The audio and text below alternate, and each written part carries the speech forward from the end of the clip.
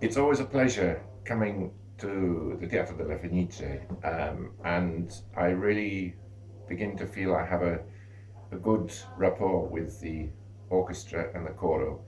I think the coro has made enormous progress since Maestro Moretti has been here, and they have a really remarkably homogeneous but at the same time very distinctive and very passionate color in the way they sing, which I admire very much. It's very different from my own Monteverdi choir, but it's wonderful in its own terms. The orchestra is composed of a lot of very, very fine individual musicians. They sometimes have a little difficulty in playing absolutely together, but that is part of the challenge, and it's always gratifying working with this orchestra. When you get them interested in the music and the program that we're doing, they respond beautifully. It's happened to me twice at the Capodanno concerts, and this program is very special because it has four extracts from one of my most favorite works of Berlioz, the dramatic symphony Romeo and Juliette. And it is a great virtuoso display, post-Beethovenian display of the powers of orchestral expression.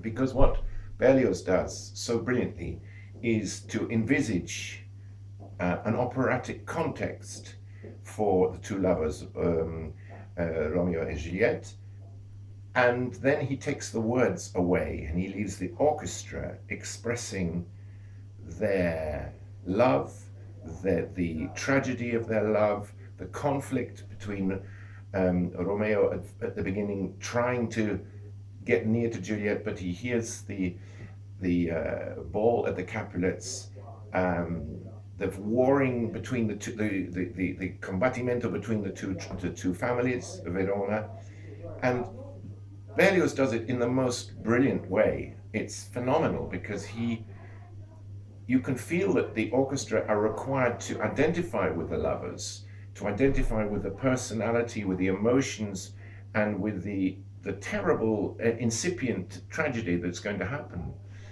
And yet it works perfectly beautifully as abstract music in its own way. And I feel certain, though I can't prove it, that Verdi must have known this score. And I find often Verdi takes over some of the originality and the revolutionary and romantic feeling of Berlioz in his own operas. And it's been a great discovery to me to learn and to conduct the Sinfonia for Aida of 1872, which he planned to be the overture to the first La Scala performance of Aida after it had opened in Cairo. And then he withdrew it, he was dissatisfied with it. I don't know quite why, because it's a very fine overture and it brings together the themes of the opera together in a wonderful contrapuntal way.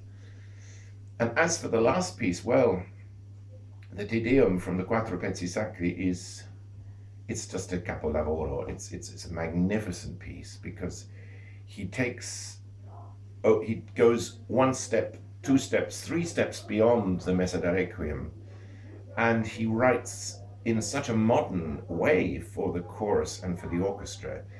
You feel all his operatic experience, but also his own struggles of belief and of skepticism and doubts all come through, and the fervor of the music is so palpable, it's clear. And what he does, which I find overwhelming, it just makes me very emotional just to think about it, is the way he does whole sections, gives whole sections to the chorus a cappella, that he sets the scene, start off with Gregorian chant, and then it becomes a distant chorus of monks and friars or priests, and then suddenly the first explosion of the Sanctus is just amazing. And then there are magnificent stretches of a cappella music, very intense and very fervent.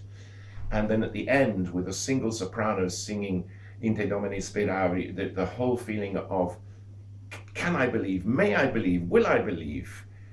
non confundar in aeternum, the terror of the Last Judgment. And it doesn't need a church to find its home for expression. It is at home in the theatre, but above all, it gives us a privileged entry point into the mind and the soul and the sheer phenomenal musicality of Giuseppe Verdi.